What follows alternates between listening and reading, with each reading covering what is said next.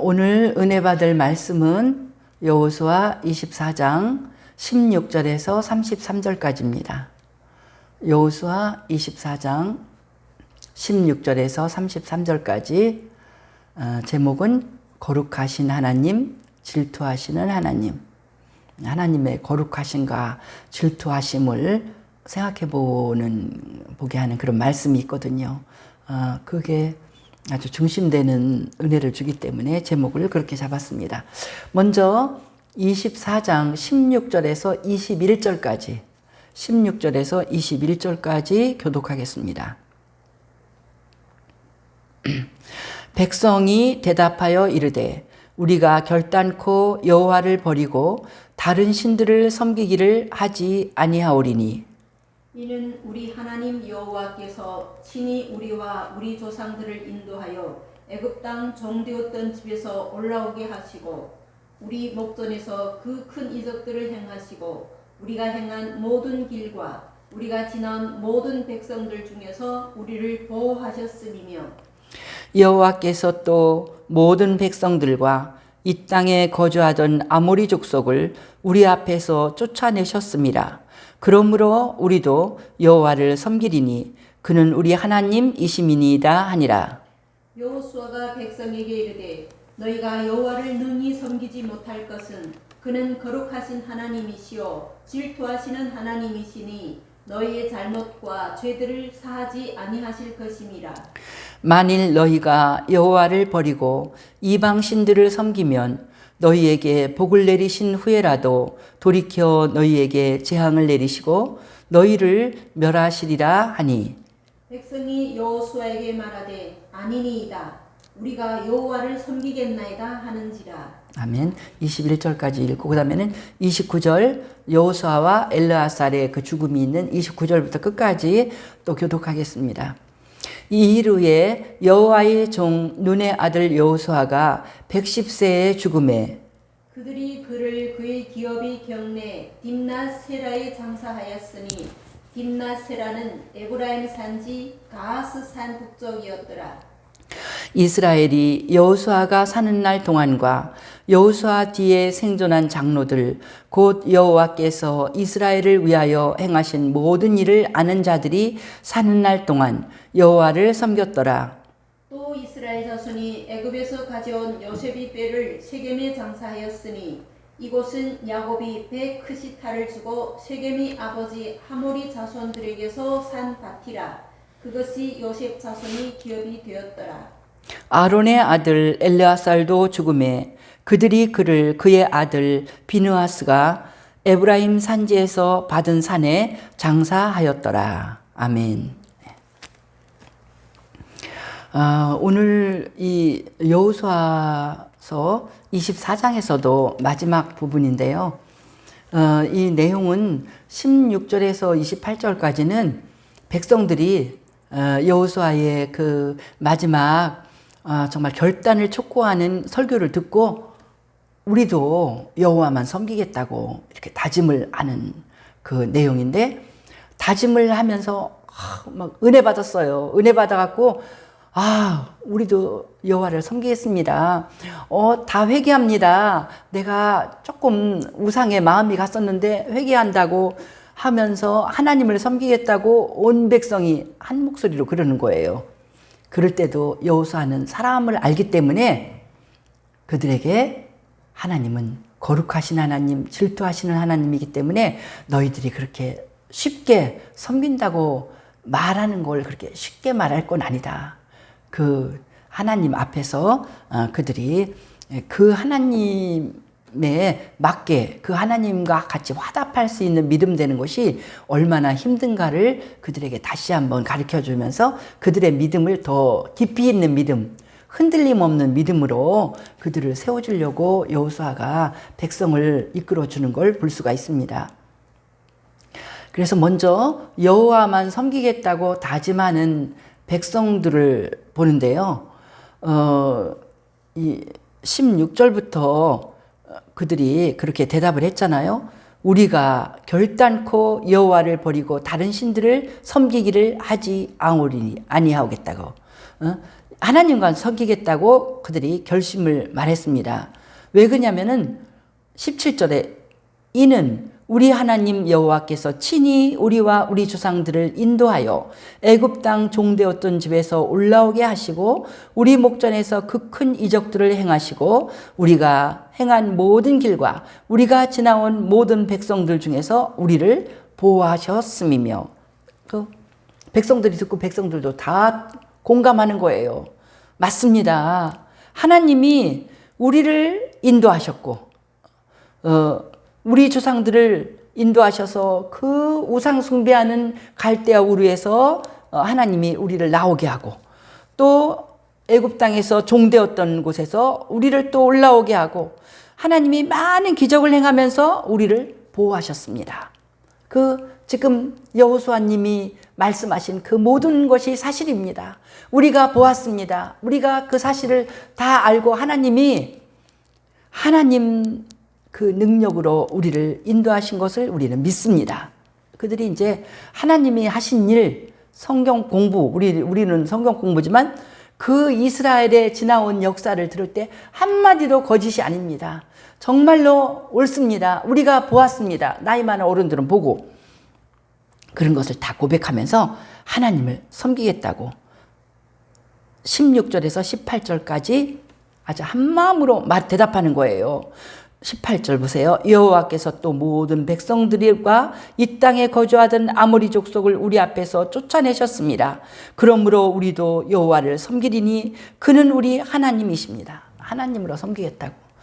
온 마음을 다해서 섬기겠다고. 우리가 살아있는 가나안 땅에 살고 있는 이 자체가 하나님의 도우심이니 하나님이 아니면 우리가 이 땅에서 살 수가 없는 존재이니 하나님의 은혜를 깨닫고 하나님만 섬기겠다고 한 목소리로 말하는 거예요. 그러면 여호수아가 그래, 정말 너희들이 올바른 선택을 했다. 잘 섬겨라. 이렇게 해야 될 텐데 여호수아는 그들에게 그렇게 말을 해도 못 믿어온 거예요.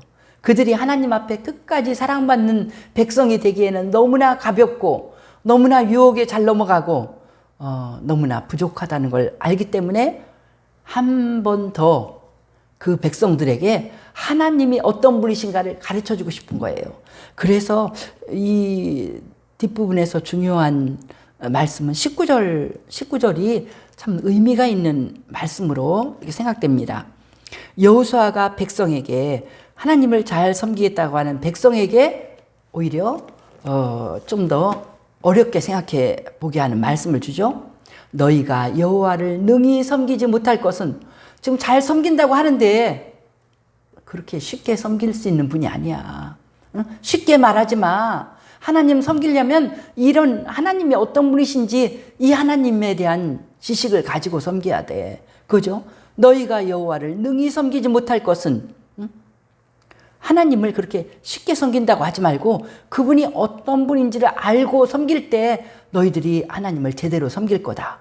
그 여호수아가 알고 있는 그 믿음의 사람, 하나님의 모든 것을 체험한 여호수아가 알고 있는 하나님을 잘 섬길 수 있는 길, 하나님이 누구신지를 아는 길을 가르쳐 주는 거예요. 그는 제목이 된 거잖아요. 거룩하신 하나님이시요 질투하시는 하나님이시니 너희의 잘못과 죄들을 사하지 아니할 것입니다. 이 하나님 앞에 함부로 죄지면 안 돼. 함부로 행동하면 거룩하신 하나님 앞에 걸리고 질투하시는 하나님 앞에 너희들의 죄가 드러날 거야. 그 하나님을 만족시키기 힘든다.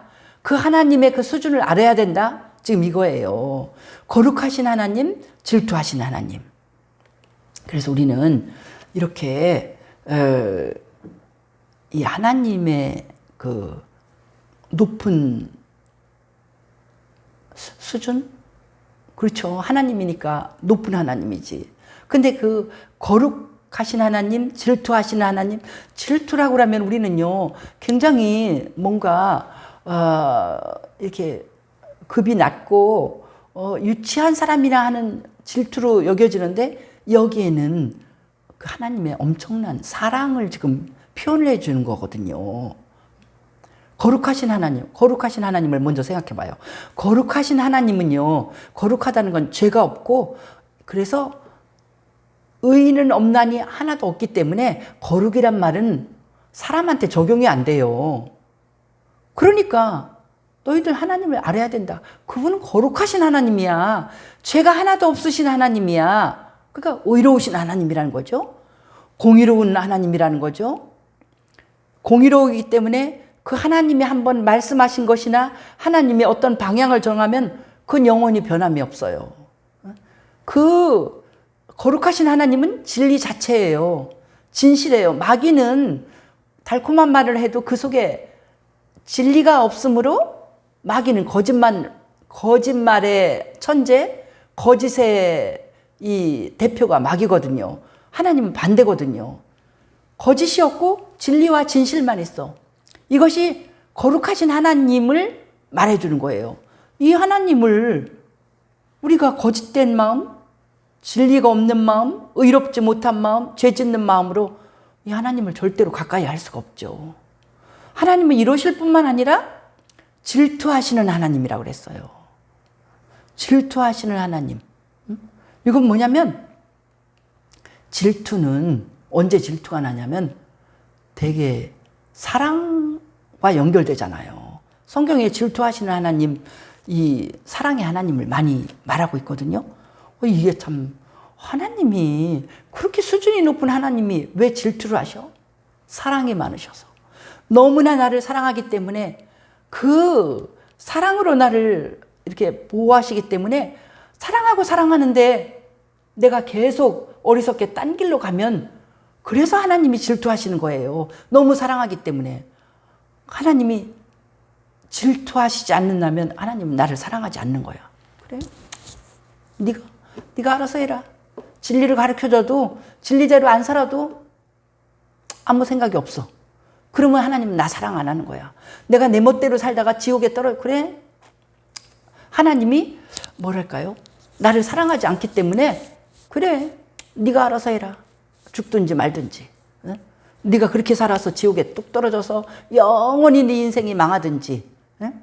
네가 어떻게 고생을 하든지 상관없다. 사랑하지 않으면 질투하지 않습니다. 너무나 사랑하기 때문에. 그래서 성경은 그러잖아요. 하나님이 세상을 이처럼 사랑하사. 우리를 얼마나 사랑하시냐면은 독생자를 주시기까지. 예수님이 십자가에서 그 모진 내 죄값을 다 치르는 그 형벌을 받아도 나를 그걸 믿기만 하면은 나를 구원하시고 나를 하나님 자녀 삼으시려는 그런 사랑. 그래서 하나님의 사랑은 우리 같이 이렇게 사랑이 없는 우리가 다 이해할 수가 없는 그런 사랑. 그래서 하나님이 우리를 사랑한다는 것을 눈동자처럼 사랑한다고 그러잖아요. 눈동자가 너무 중요해요. 요즘에 보니까 임 목사님도 황반에 문제가 있어서 이제 이거 걱정하지만은 많은 컴퓨터도 많이 쓰고 핸드폰도 보고 그래서 그런지 많은 사람들이 눈병이 지금 황반에 이상이 생긴 사람이 그렇게 많대요. 그렇게 많고 지금 우리나라에 특히 목사님들 사이에서도 많이 황반에 이상이 생겨갖고 막 어떤 우리가 아는 훌륭한 목사님 그러시더라고요. 나 이제 핸드폰에 문자도 잘 안 읽을 거라고. 그렇게 눈을 보호해야 되겠다고. 왜냐하면 눈을 잃으면 몸의 건강에 90%가 눈이라고 말할 정도로 중요한 건데 안 되잖아요. 눈이 너무 중요해요. 우리 눈동자처럼 사랑한다는 거예요. 우리 눈동자를 보호하기 위해서 보면은요, 뭐가 위에서 떨어져도 눈썹이 있어요. 눈에만 특별히 이 장치가 많아. 눈꺼풀이 있어요. 뭐가 올라오고 그러면 우리가 눈을 탁 감잖아요. 잘 때는 또 눈을 감고 눈을 쉬게 하고 얼마나 보호하는 거예요. 그러니까 하나님이 눈을 그렇게 귀중한 것처럼 그렇게 우리를 눈동자처럼 사랑하신다는 거예요. 마음을 다하고 사랑을 다해서. 그러니까 이게 하나님이 우리를 사랑하시는 것은 우리한테 계명을 주면서 이렇게 너희들이 의롭게 거룩한 삶을 살아야 된다. 이 너희들의 이 성적인 면도 거룩해야 된다. 모든 면에서 부모 자식 간의 그 사랑에도 너희들이 정말 부모는 그렇게 사랑하고 그런 모든 사랑의 관계 10계명이 사실 앞부분의 4계명은 하나님을 사랑하라는 거고 뒷부분의 6개는 사람을 사랑하라는 거. 그러니까 그렇게 사랑하라. 그래서 모든 의를 이루라. 이렇게 말씀하시는데 하나님의 거룩하심과 질투하시는 하나님은 하나님의 수준이 공의와 사랑이 같이 있기 때문에 그런 공의와 사랑을 주시는 하나님은 나한테 요구하는 것도 지정의를 다 요구하시는 것 같아. 하나님을 사랑할 때. 이 거룩함이 무슨, 의와 이런 지적인 면, 의지적인 면, 이런 걸 한다면 이 질투하시는 하나님은 정적인 거, 내 마음, 사랑을 하트로 표현하잖아요. 마음을 사랑한다 할 때 내 마음이 너한테 다 있다. 이렇게 표현하는데, 그러니까 내 몸 전체를 통해서 우리 하나님은 인정받기를 원하시고 사랑받기를 원하시는, 하나님이 또 그렇게 나를 사랑하시는 거예요. 아니, 하나님은 거룩하시기만 하면 되지 왜 질투까지 하셔? 나를 그렇게 사랑한다는 거예요. 하나님이 만물의 영장으로 가장 가치 있는 존재로 나를 줬기 때문에, 그리고 나는 이렇게 서 있잖아요. 다른 짐승들은 땅을 바라보고 있는데 나는 서서 하나님과 대화하고 하나님 사랑한다고 고백하고 하나님께 기도드리고 하나님의 말씀을 읽으면서 하나님의 생각과 내 생각이 교제하고, 이런 존재로 지으셨기 때문에 그런 내가 성경 말씀 이해하고 하나님께 기도하면서 하나님 뜻을 깨닫고, 그래서 그런 내가 하나님과 너무 친밀해지기를 원하시고, 그 하나님을 정말 하나님이 나를 그렇게 질투하듯이 사랑한 것처럼 나도 하나님을 그렇게 뜨겁게 사랑하기를 원하시지, 이렇게 내 삶에 개입해서 나의 건강을 지켜주시고 내 기도를 들어주시고 하는 하나님을 쉽사리 버리고, 나 부처님한테 가볼까? 응? 나 또 다른 무슨 이상한, 우리 여러 가지 이상한 종교들 있잖아요. 뭐 남묘 호랭개교인가? 그런 거 내가 한번 믿어볼까? 내가 무슨 몰몬교를 믿어볼까? 무슨 이런 엉터리도 없는 이런 소리를 하는 것을 우리 하나님이 얼마나 싫어하시겠어요.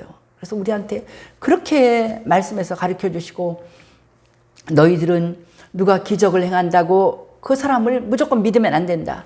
기록한 이 하나님의 말씀, 진리의 말씀을 내가 이렇게 많이 줬기 때문에 하나님의 진리하고 다른 소리를 하는 사람이 있으면 그 사람이 기적을 행해도 그 진리를 떠난 그 사람을 믿으면 안 된다.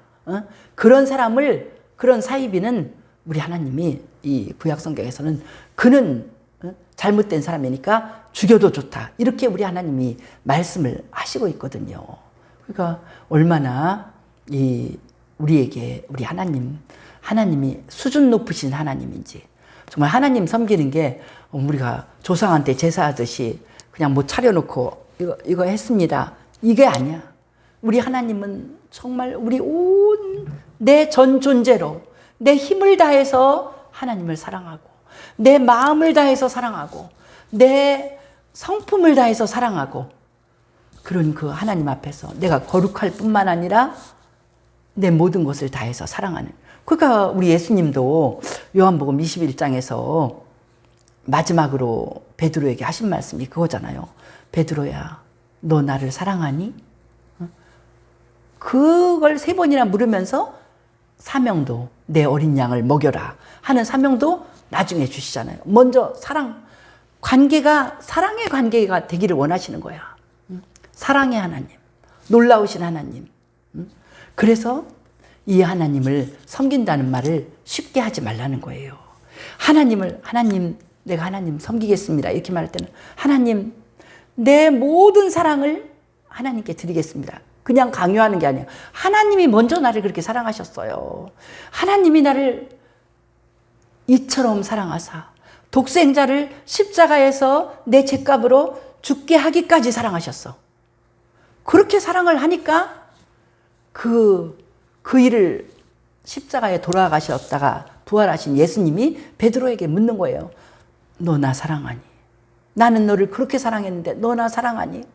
그러니까 베드로가 할 말이 없지요. 사랑할 수밖에 없지요. 사랑합니다. 사랑합니다. 고백하니까. 그래. 그러면 너에게 주어진 그 사명을 다하거라. 어린 양들을 먹여라. 이런 말씀을 하시잖아요. 그러니까 이 성경은 처음부터 끝까지가 사랑 타령이에요. 사랑 타령. 응? 우리 하나님이 세상의 모든 진리의 중심에는 사랑이 있다.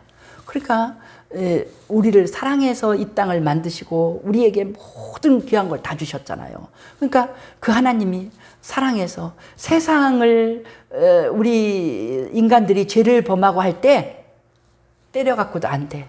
벌을 줘서도 안 돼. 알았어요. 하나님은 진리이시니까 알았어요.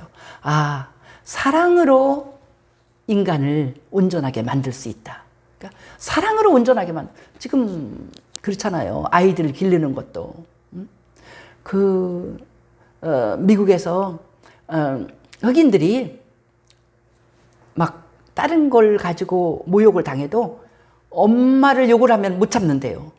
나를 위해서 희생하고 되게 이제 좀 가정이 좋지 않을 때는 남자들은 별 책임을 안 져, 집에.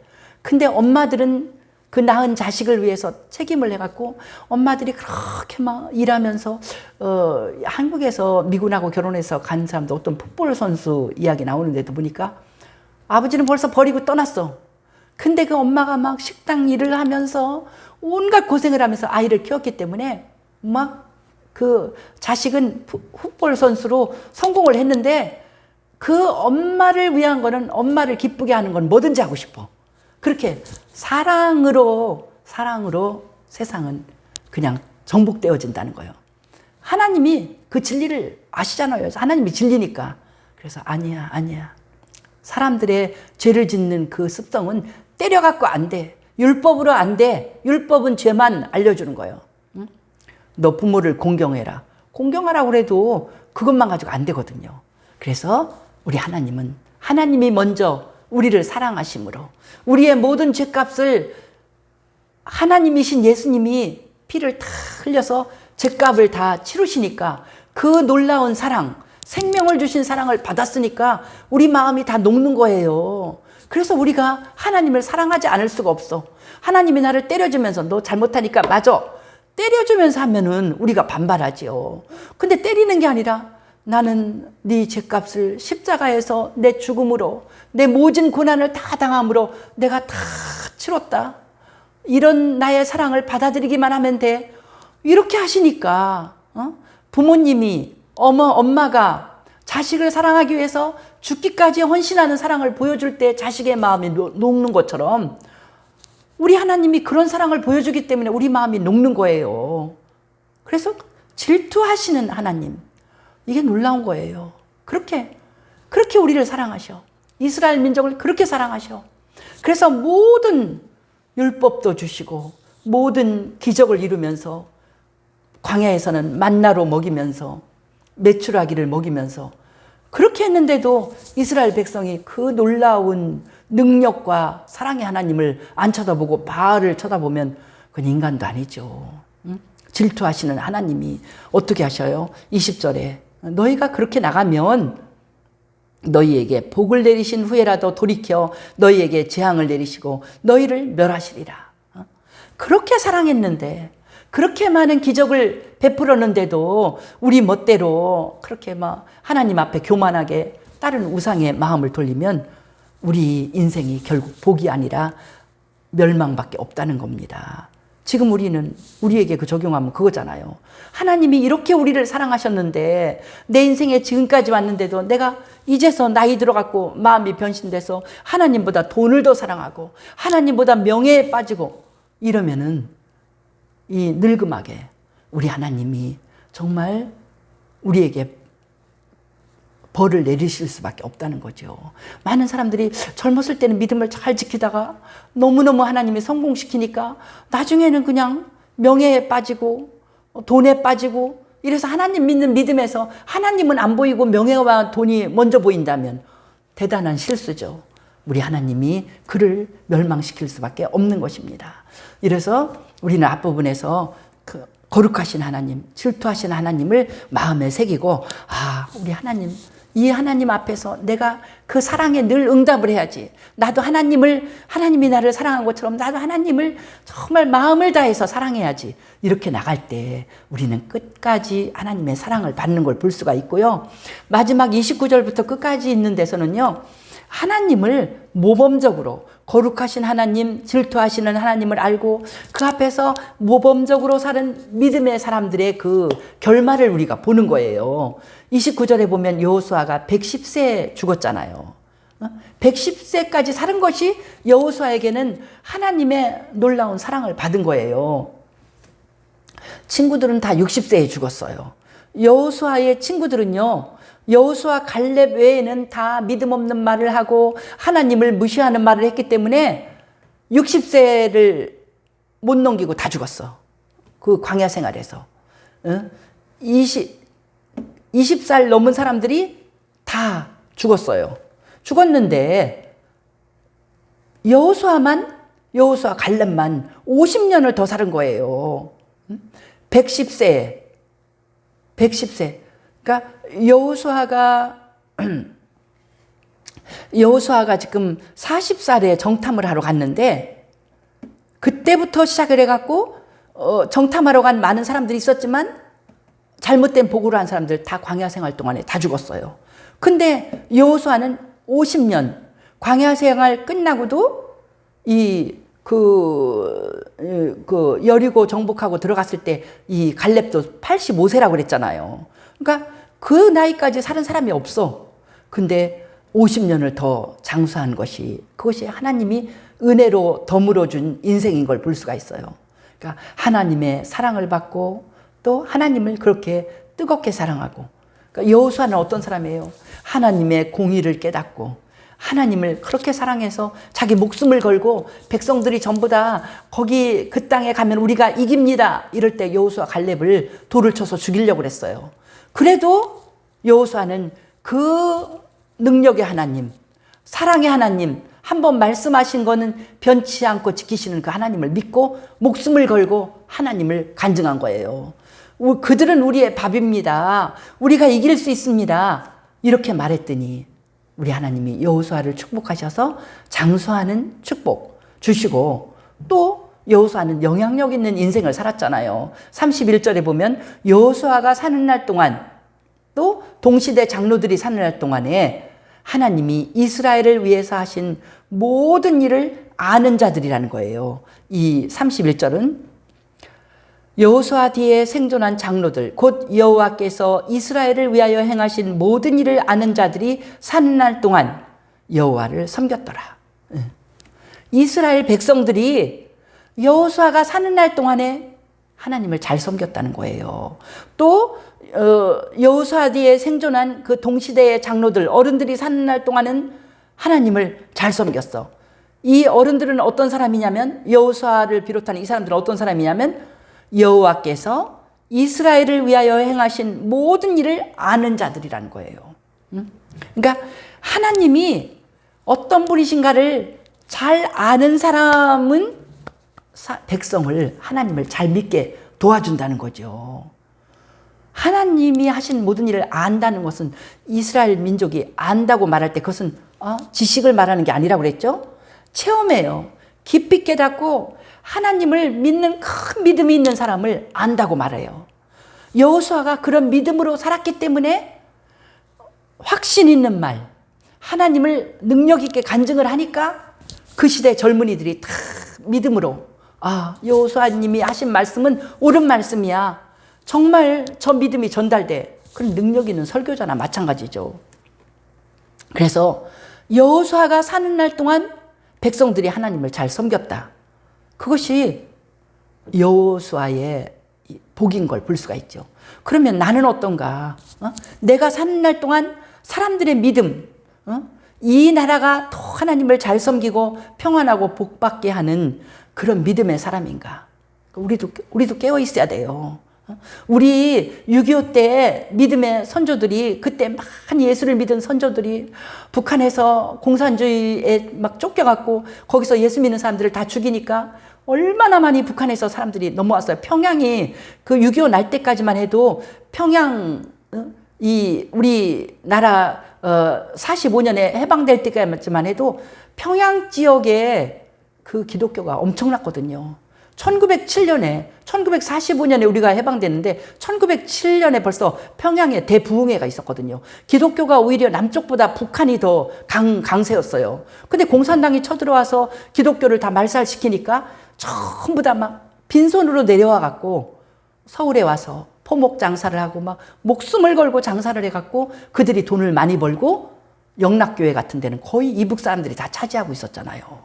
그러니까 이런 그 믿음의 사람들이 옆에 있다는 게 복인 거예요. 그래서 그들이 다 아무것도 없는 빈털터리니까 하나님께 기도하면서 열심히 장사하고 일하면서 그렇게 하니까 다 부자가 되고 그들의 그 피 맺힌 절규와 같은 기도가 이루어져 갖고 이 땅이 이렇게도 빨리 사람들이 다 놀라는 거예요. 아니 대한민국이 어떻게 70년 만에 세계에 유례가 없대요. 원조 받던 나라에서 원조를 하는 나라가 우리밖에 없다는 거예요. 그런 놀라운 기적이 일어난 데는 분명히 그렇게 하나님을 잘 아는 믿음의 사람들이 이렇게 여호수아가 사는 날 동안에 백성이 평안하고 복받고 하나님을 잘 섬기고 있었다는 거잖아요. 그 믿음의 선조들의 복인 것처럼 지금 우리가 해야 될 사명은 무엇일까요? 우리도 여호수아처럼 그렇게 하나님을 잘 섬기고 자식들에게 잘 가르치고 우리 믿음의 사람들을 잘 키워내서 우리가 이렇게 우리나라가 복받는 나라가 되고 우리 가문이 복받게 하는 그 일이 바로 우리의 일인 것을 여호수아서 마지막을 보고 우리가 배우는 것입니다. 더 놀라운 건 요셉이죠. 32절에 요셉의 뼈를 그때서 세겜에 장사했다고 그랬어요. 다 안정이 될 때 이제 이집트에서부터 가져온 요셉의 뼈가 이 세겜 땅에 가나안 땅 세겜에 묻히게 됐는데 이 세월이 요셉이 죽은 때로부터 얼마가 지난 줄 알아요? 500년이 지났어요. 그런데 여기서는 우리가 요셉의 믿음을 보는 거예요. 요셉은 믿음이 얼마나 좋은지 정말 이 거룩하신 하나님, 질투하신 하나님을 그 사랑을 다 알아갖고 요셉은 믿음이 얼마나 좋은지 죽으면서 유언했어요. 반드시 하나님이 가나안 땅을 우리 민족에게 준다고 했고 지금 기근이 들어서 이집트에 와서 사는 것은 잠깐이다. 몇백 년 살겠지만 반드시 우리 하나님은 한번 약속하신 건 그대로 이루신다. 그러니까 우리 창세기 50장 마지막 부분을 보면 요셉이 유언하잖아요. 반드시 가나안 땅에 우리 민족이 가서 차지할 것이니까 내 해골을 너희가 이 땅을 떠날 때 이집트에서 우리 영원히 살지 않는다. 우리 땅은 가나안이다. 하나님이 약속하신 건 그대로 이루어진다. 그러니까 이 땅을 떠날 때 너희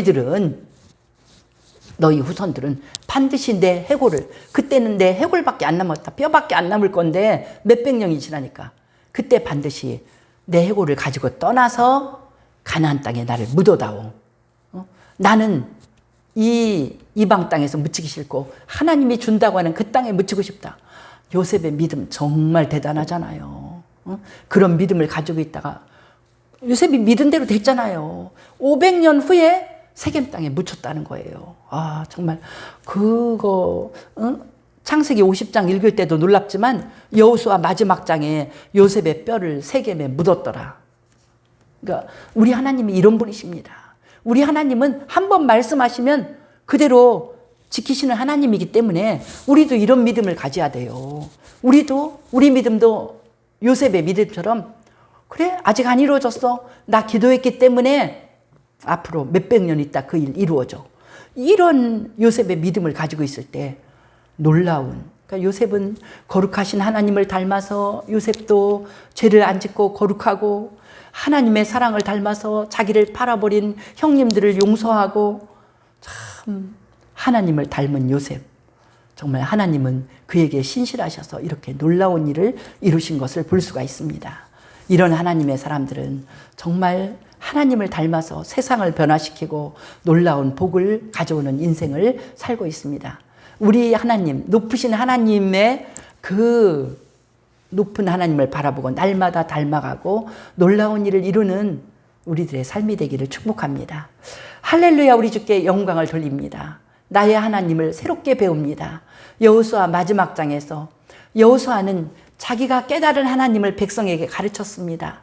하나님은 거룩하신 하나님, 질투하시는 하나님.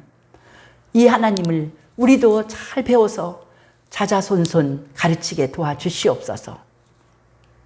거룩하신 하나님이시오니 정말 죄를 밥 먹듯 짓는 인생이 아니라 우리 하나님 앞에서 거룩한 삶, 죄를 멀리하는 삶을 살게 도와주시옵시고, 질투하시는 하나님이 그 크신 사랑으로 나를 예수를 통하여 구원하셨사오니 하나님, 너무나 많은 사랑을 내가 받고 있습니다. 하나님, 받은 이 사랑으로 우리도 하나님을 사랑하고 뜨겁게 사랑하고 세상 사람들을 사랑하고 가족을 사랑하고 사랑으로 나가게 도와주시옵소서. 이 쓰고 써도 닳지 않는 그 사랑이 샘솟게 하나님 우리를 변화시켜 주시옵시고, 아버지여, 사랑의 원천이신 주님을 바라보고 우리도 그 사랑으로, 한없는 그 사랑으로 하나님만 사랑하고 이 땅에서 질투하시는 하나님 앞에서 돈을 바라보고 마음을 뺏기며 명예를 바라보고 마음 뺏기는 것이 아니라 그 놀라운 하나님께만 매력을 느끼고 하나님만 뜨겁게 사랑하는 우리의 삶이 될 때 하나님이 한량없는 복을 내려주실 줄 믿습니다. 하나님, 지금 대한민국이 복을 많이 받아서 돈이 풍성하고 명예롭고 아버지와 많은 좋은 일들이 있지만 넘어가지 않게 하여 주옵소서. 그 모든 복의 원천 되신 하나님의 진리를 더 사랑하는 이민족 되게 하여 주옵소서. 하나님의 놀라운 은혜 가운데 계속해서 발전하고 승리하고 하나님의 더 큰 복을 받는 이 민족과 우리 가문이 되도록 축복하여 주시옵소서. 주께 감사드리며 예수님 이름으로 기도하옵나이다. 아멘.